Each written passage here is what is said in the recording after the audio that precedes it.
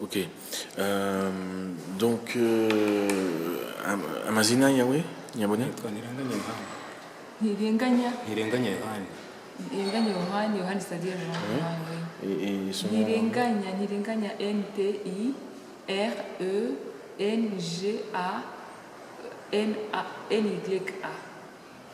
Ntirenganya. Ok. Donc, vous êtes né en quelle année? Wavutse mu mwaka wa kangahe? 1972.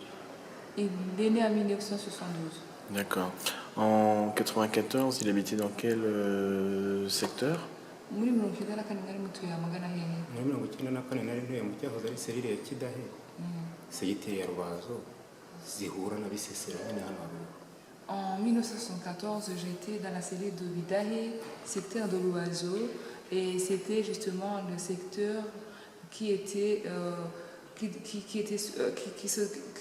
à côté de Bicécéron. Au nord de Bicécéron, c'est ça? Hejuru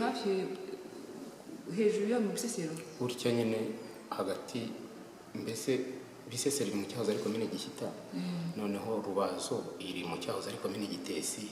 Ubwo nyine hagati harimo umugezi umwe twambuka tukaba dukandagiye muri Bisesero ariyo Gishyita, tuvuye muri Gitesi ariyo Rubazo. En fait, Bicécéron c'était dans la commune de Gishyita et l'Oiseau c'était dans la commune de Gitesi. Entre nous et Bicécéron, il y avait seulement une rivière. Quand on traversait la rivière, on était déjà dans le secteur de Bicécéron. D'accord. Donc, alors, on va aller tout de suite au cœur du sujet. Le jour de la grande attaque du mois de mai à Bicécéron, est-ce qu'il a vu des Blancs participer à l'attaque? Ati reka tugushe ku ntego tudatinze ati kuri uwo munsi wumva bongeye gutera simusiga cyo mu Bisesero ati wabonye abazungu bari muri icyo gitero? Bari barimo. Oui, je les ai vus. Qu'est-ce qu'ils faisaient? Ati bakoraga iki? Bagendaga bari kumwe n'abo bayobozi, barimo umwarimu wabaga turi imbere bitaga Jean Baptiste Twagirayezu n'ababurugumesitiri biri hakurya, bo bakagenda bavumbura natwe bakagenda batwohereza aho dutangira nyine ku nkengero kugira ngo bataza kuva mu ibyo bihuru ngo bambuke, tugenda tubatanga tubica ariko bo barasaba bavumbura. Ils étaient le guide, en fait c'est lui qui guidait pour montrer donc l'école de Bicécéron. C'est un enseignant qui s'appelait Jean-Baptiste et ils étaient aussi avec nos dirigeants. Et donc eux, leur rôle c'était de tirer et nous on devait rester là pour tuer ceux qui venaient de sortir parce qu'ils tiraient dans le but de sortir des Bicécéron de leur cachette. Et nous, on était là pour tuer ceux qui sortaient de leur cachette. Et donc les Blancs, il les a vus, ils étaient sur quelle colline et ils tiraient vers quelle colline?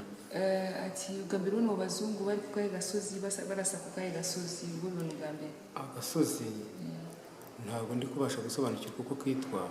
Iyo uvuye iwacu uzamuka ahantu bita kuwa Badodo ugahita hejuru, noneho ugeze muri Nyagisenyi ni ku gasozi kari hejuru burya. Parce que moi je ne suis pas natif de là-bas, je ne saurais pas très bien vous dire le nom de la colline. Mais tout ce que je sais, c'est quand tu viens de chez moi, tu passes sur un endroit qu'on appelle Nyabudodo.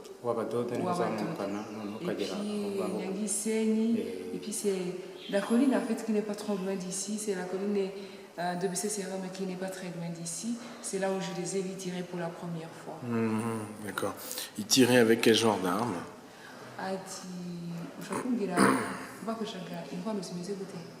Nyine bakoreshaga imbunda ariko ubwo tubara twazita cyane cyane hari imbunda zacaga hano ziri mu kimodoka gitwawe n'umuntu utamureba ariko imbunda imanitseho hejuru zikazamuka hamwe mu muhanda. Moi, en fait, ils tiraient avec des physiques, mais moi je ne connais pas. Mais quelque chose que je peux dire, enfin, qui a peut-être attiré mon attention plus que les autres, c'est un physique qui était convoyé donc, avec une voiture fermée partout, qu'on ne voyait pas. Et donc on voyait juste le fusil. Et la personne qui tirait avec ce fusil, on le voyait pas. Moi, ça gagne ni un bunda. ntabwo twabaga tumureba icyo kimodoka nicyo cyarasaga. En fait, vous voyez, c'est cette voiture-là, c'était une grosse voiture. Et tiens, tu me dis goûter. Nyine baravuga ngo ni burende. Ah, c'était une voiture bien. Yacaga hano ikokera. Avec un canon, c'est ça qui dépassait? Oui, un canon. Et donc, umunwa w'imbunda uri hejuru nyine usohoka. Oui, voilà, un canon dépassé. D'accord. Et donc on ne pouvait pas voir la personne qui tirait, elle était à l'intérieur, c'est ça? Donc, cyane ko twebwe batatumaga tunahegera cyane babaga badushyize nyine ahantu ku rutango nk'abaturage bo barasa bavumbura ubwo natwe tukiruka tujya kubatanga. Surtout que nous, on n'avait pas le droit d'approcher là où ils tiraient. Parce que nous, on devait être tout autour de ces collines. Parce que quand ils tiraient, c'était pour sortir les gens de leur cachette. Et nous, on devait être là justement au moment où ils sortaient pour les tuer. Et est-ce qu'il les a vus juste avant l'attaque, les Blancs? Parce que j'aimerais bien savoir combien ils étaient... en tout cas à Moubuga, j'imagine qu'il... Ah non, est-ce qu'il les a vus à Moubuga dans une réunion avant? Moubuga, c'est ici. Ici. Est-ce que tu les as vus ici à Moubuga?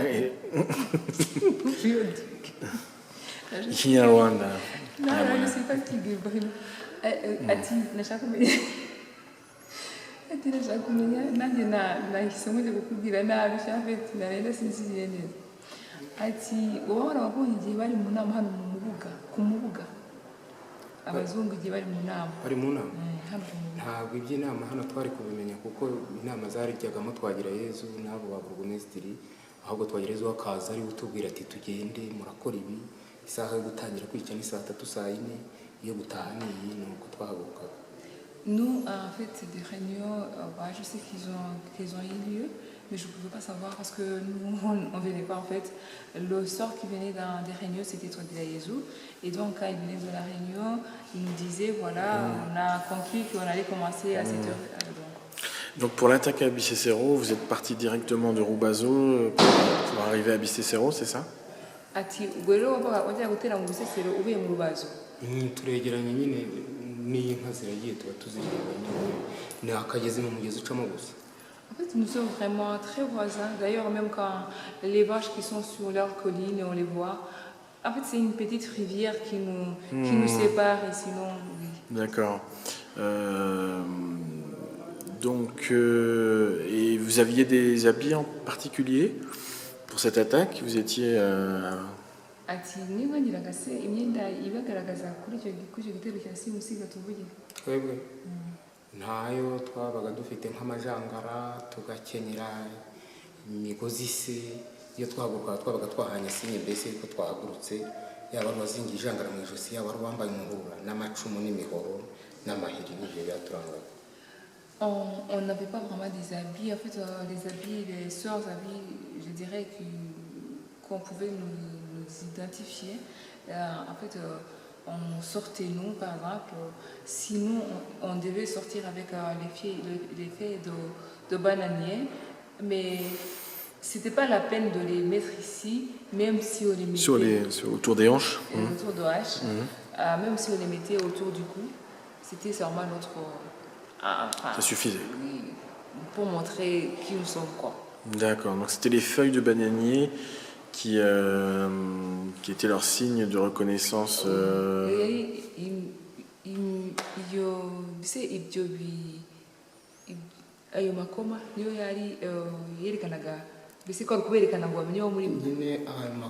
n'ayo majangara ni ukuvuga ngo byabaga bifitwe n'abitwaga abahutu mbese tugiye mu gitero kugira ngo tuze kwitandukanya na ba bandi tugiye kwica b'abatutsi nyine hatagira umuntu tuza kwica undi kubera bahuye basa ahubwo aze kumenya ikimenyetso buri wese afite.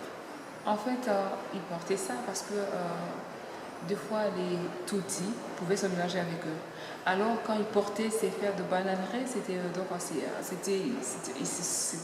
donné en signe. Ils savaient que c'était, même si c'était un Hutu qui ressemblait peut-être au Tutsi, alors comme ça ils savaient, ils étaient sûrs que c'était un Hutu. En fait, ils portaient ça pour se dire, marquer la différence, si tu veux, de ne pas les confondre avec les Tutsis. Est-ce qu'il a vu d'autres groupes d'autres groupes d'assaillants qui avaient d'autres signes distinctifs?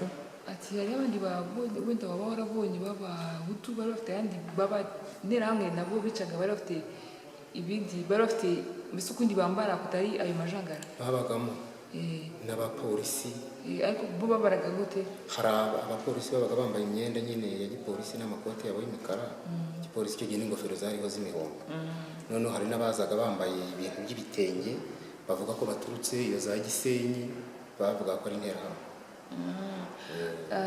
En fait, oui, tout le monde avait ça. Donc, il y avait une façon de pouvoir se reconnaître. À part les policiers, parce qu'eux, on les connaissait de par leur uniforme et leur chapeau jaune. Il y avait d'autres Nélam qui venaient de Gisenyi. Eux, ils mettaient des choses, donc des tissus, donc des pagnes qui mettaient comme ça. Donc, on savait, eux, ils étaient connus sous le nom des Interahamwe. twari nk'abaturage nyine b'ibikoresho icyo gihe batubwiraga ko indege ya Habyarimana yahanuwe kandi yishwe n'abatutsi kandi ko mu Bufaransa bwiteguye kuduha inkunga yo kugira ngo twice abo batutsi noneho bakatugororera amasambu amazu amaka tugatura mbese aho bari batuye abaturage rero tubikoresho. Parce que nous, en fait, on n'était pas des Interahamwe. Il y avait les Interahamwe qui étaient des Interahamwe. Nous, on était juste la population. Mais quand on nous a dit que donc, les Tutsis venaient de tuer notre président et que donc, les Français étaient prêts à nous donner, donc, à nous aider avec l'ennemi, donc c'est ainsi que nous, on a commencé à tuer les Tutsis et surtout qu'on allait garder leurs vaches et leurs terres. La grande attaque où il voit des blancs,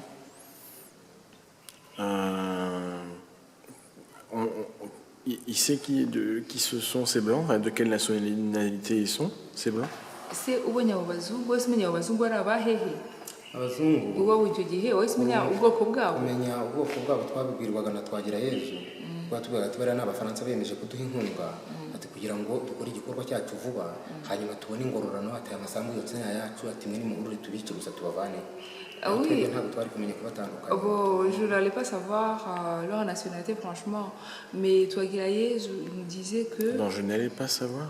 Leur nationalité. Je n'allais pas savoir. Je n'allais pas savoir.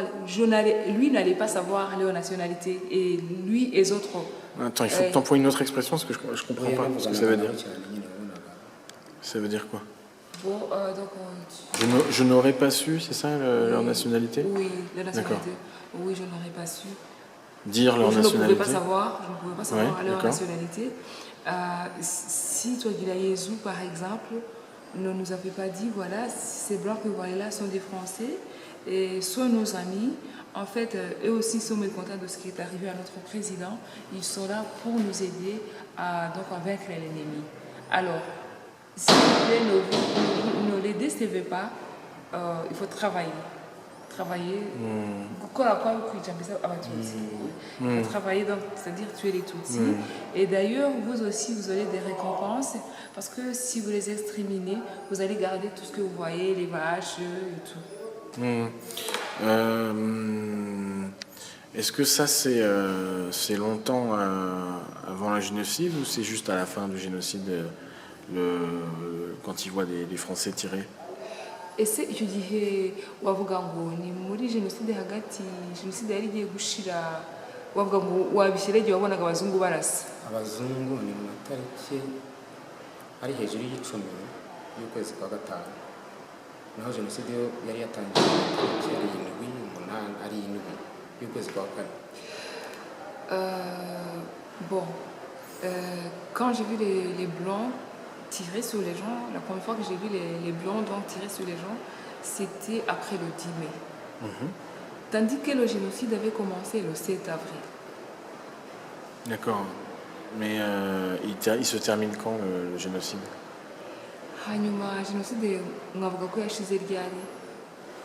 Irangira isa naho ijya kurangira mu mwaka wa gatanu abafaransa bageze aho basa naho bagenda nyuma baza kugaruka nk'iminsi itarenze nk'ine noneho bagenda babapakira abo tutari twishe n'inkomere babapakira amamodoka sinzi iyo babajyanaga iriya hirya. Finalement, les Français sont partis et puis après, quand ils sont revenus, c'était le mois de juin, je ne me rappelle pas de la date. Finalement, ils étaient venus pour sauver ceux qu'on tuait. Et je les ai vus, en fait, je les ai vus, ces gens-là qui partaient dans les voitures, les blessés et tout, mais je ne sais pas où les Français les avaient. D'accord. Et entre ces deux moments, c'est-à-dire la première fois et puis où ils tiraient et le sauvetage, il les a plus du tout vus dans la région? Nzi nabongeye kubona abafaransa icyo gihe uretse icyo gihe bazaga kubafasha kwica kurasa n'igihe batwaraga mbese inkomere ziri bajya kuzivuza. Oya ubwo nanjye nahise mfungwa noneho abafaransa nongeye kubabonaho turi mu gutaha amashuri hano haruguru vuba ahangaha mu Bisesero mu mwaka washize ubwo twatashye amavuriro n'amashuri y'abafaransa. Oui, yubatswe n'abafaransa. Parce que moi, en fait, j'ai pas eu la chance. Je suis parmi les gens qui ont fait la prison, tous les premiers. Je n'ai plus vu le français. J'ai vu les Français, je crois, l'année passée, quand on a vu, il paraît que les Français ont construit les écoles à Bisesero. Et quand donc je suis allée voir ces écoles, c'est là où j'ai vu les Français. Alors attends, oui, je parle pendant le génocide. Est-ce que quand ils ont tiré, et quand ils ont sauvé, entre ces deux dates-là, entre ces deux moments-là, est-ce qu'il a vu des Français? Non,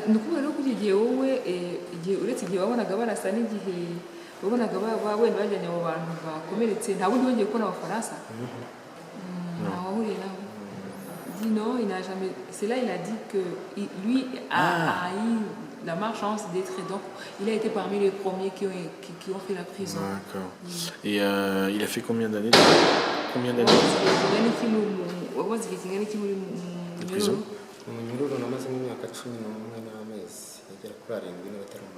Il a passé 11 mois et 7 ou 8 mois. Hein? il a 11 ans et 7 ou 8 mois. Ah d'accord. Ok. Il entend parler de la dernière juste avant le sauvetage, il entend parler d'une dernière attaque. Nyuma yuko abafaransa baza gukiza abo batutsi bapfaga ntabwo bumvise ibindi bitero byaba byarabaye mu Bisesero. Nyuma yuko baza kubakiza imbere ko babakiza gatoya. Mbere yuko babakiza nyine habanje ibyo bitero barimo noneho nyuma baza kuza bajyana bari basigaye twita ko bari kwenda gucika ku icumu ubwo bahita bakomeza babajyana iriye niba ari Gitarama niba ari bon, moi, de toute façon, en fait, à part quand je les ai vus, ils nous aidaient pendant le mois de mai. La dernière fois que je les ai vus, je ne les ai pas vus d'ailleurs, c'était quand ils venaient sauver des personnes qui, je peux dire, qu'ils avaient pu être... les personnes qu'aujourd'hui, je peux dire que c'était des rescapés. D'accord. Mais juste avant les 3 derniers jours, juste avant le sauvetage, est-ce qu'il entend parler d'une attaque? Est-ce qu'il voit une attaque, pas avec des Français, mais une attaque finale pour essayer de tuer les derniers rescapés?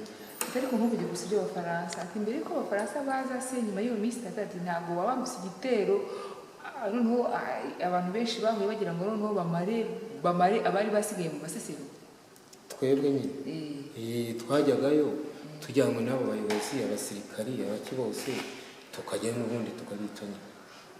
Oui, avant l'arrivée, avant le jour du sauvetage, c'était nous qui allions donc continuer à tuer donc les rescapés qui restaient, les Tutsis qui n'étaient pas encore morts.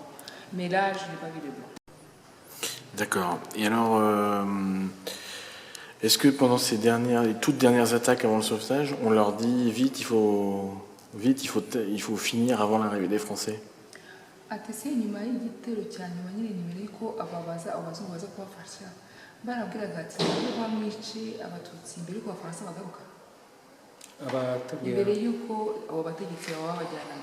abategetsi bo batubwiraga ko tugomba gushishikara tukabica vuba kubera ko ngo Abafaransa bwiyemeje kuduha inkunga noneho tukabarangiza vuba ngo bagahita bo batugororera. Lui, il dit qu'ils n'ont pas dit que les Français allaient venir chercher les Tutsis pour les sauver. Il disait qu'il faut les tuer très très très vite parce que la France veut donner une récompense, mais ne donnera pas la récompense avant que dans le dernier Tutsi soit exterminé. Ah, d'accord. Et ça, c'est combien de temps avant le sauvetage? Le message.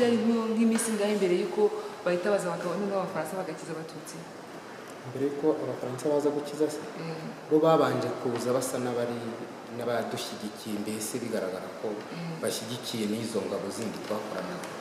Noneho nyuma basa n'abagenda, sinanakubwira ngo nzi aho babaga. Nyuma rero bagarutse mu byo mu kwa gatandatu nibwo bagarutse basanga mbese dusa naho tumaze guhumbahumba, mbese turi mu kwirirwa dusarura amavoka nta kagitamba tukibona. Nibwo baje bashinga amahema hariya mu Bisesero barabatoratora Moi, en fait, je ne saurais pas dire grand-chose parce que c'est quelque chose que je n'ai pas très bien compris, parce que quand j'ai vu les Français pour la première fois, ils étaient avec nos militaires, ils tiraient, donc ils étaient avec nous, c'était une guerre où eux aussi participaient. Mais après, vers le mois de juin, moi, je n'ai pas compris parce que là, quand ils sont venus, il n'y avait presque plus personne. Parce que d'ailleurs, nous, on marchait, on a aimé accueillir les avocats, on rencontrait aucun obstacle. Il n'y avait plus de Tutsis. Alors moi, j'ai entendu dire qu'ils ont mis les tentes pour sauver les Tutsis. Je n'ai pas très bien compris. En fait, moi, sur ça, je ne peux pas dire grand-chose. D'accord.